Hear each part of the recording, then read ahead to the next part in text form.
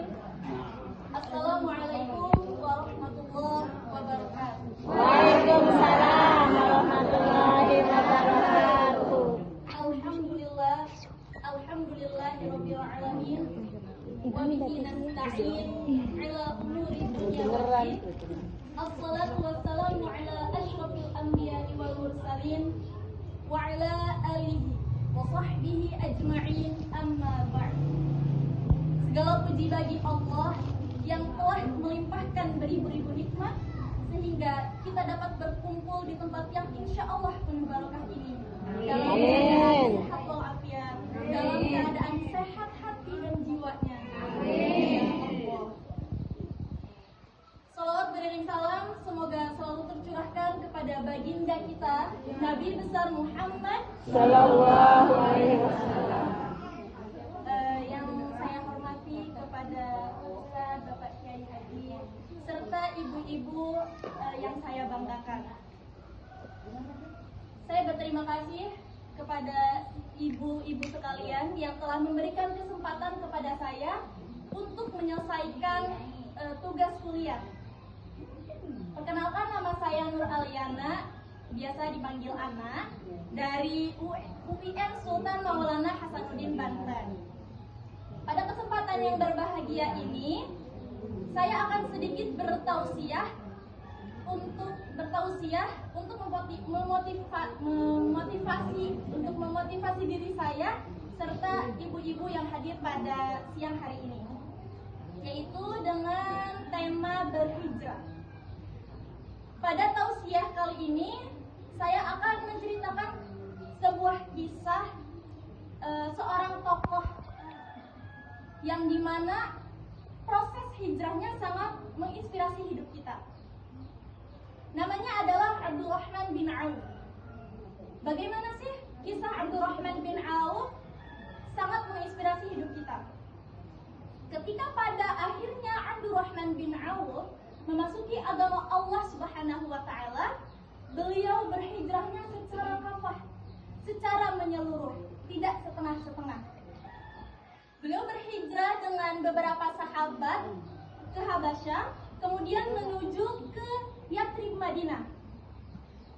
Pada saat beliau hendak menuju ke kota Yathrib Madinah, orang-orang Quraisy menghadang Abdurrahman bin Auf. Abdurrahman bin Auf adalah seorang konglomerat, hartanya banyak, melimpah ruah. Tetapi ketika beliau hendak berhijrah ke Yathrib Madinah, orang-orang Quraisy menghadang dengan mengatakan, engkau boleh pergi, tapi seluruh harta kekayaannya kami rampas. Atau engkau tetap tinggal di kota Mekah dengan seluruh hartanya. Tentu apa yang dikatakan oleh Abdurrahman bin Auf, beliau mengatakan, tentu aku akan tetap pergi berhijrah walaupun aku jatuh miskin. Ternyata hal ini ditanyakan pula kepada istri dan anaknya. Tetapi sayangnya mereka lebih memilih untuk tetap tinggal di kota Mekah. Kemudian Abdurrahman bin Auf pergi dalam keadaan jatuh miskin. Beliau tetap pergi demi kecintaannya kepada Allah dan Rasul-Nya.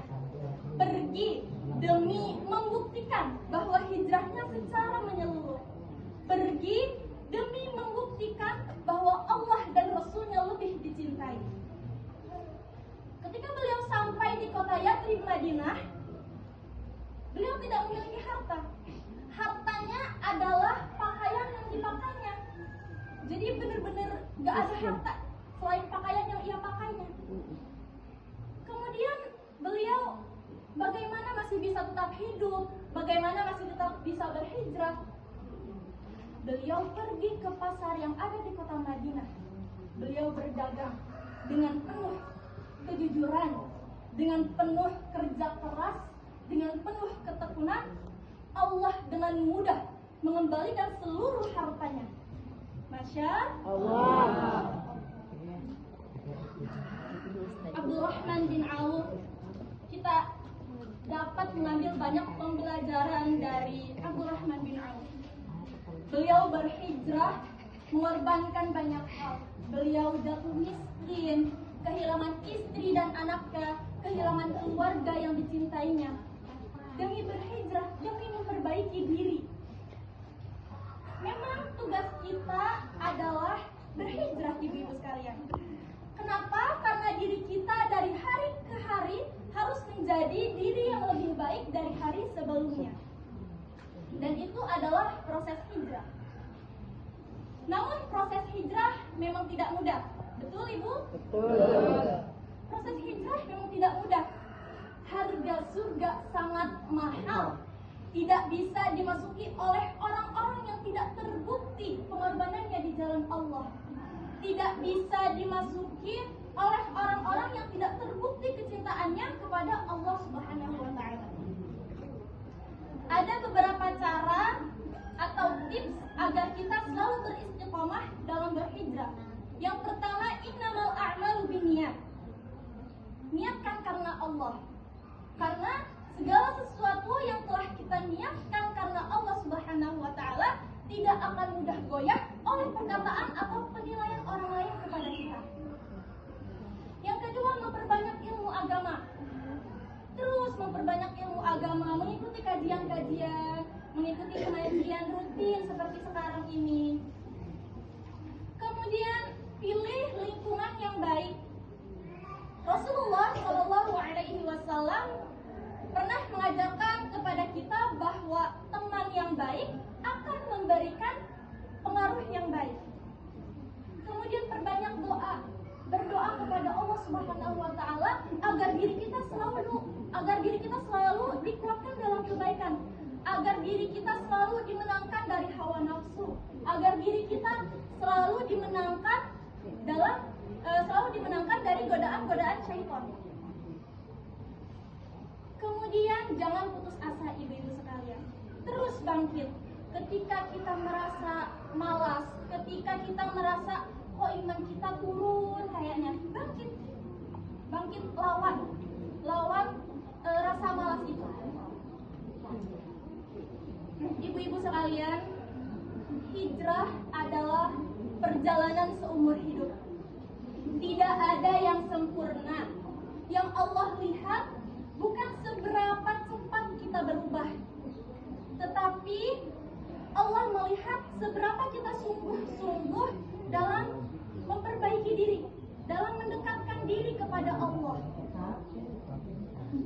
Semoga kita termasuk hamba-hamba Allah yang selalu diberikan kekuatan dalam kebaikan, yang selalu diberikan kekuatan untuk selalu beristiqomah di jalan Allah hingga akhir hayat. Amin, amin.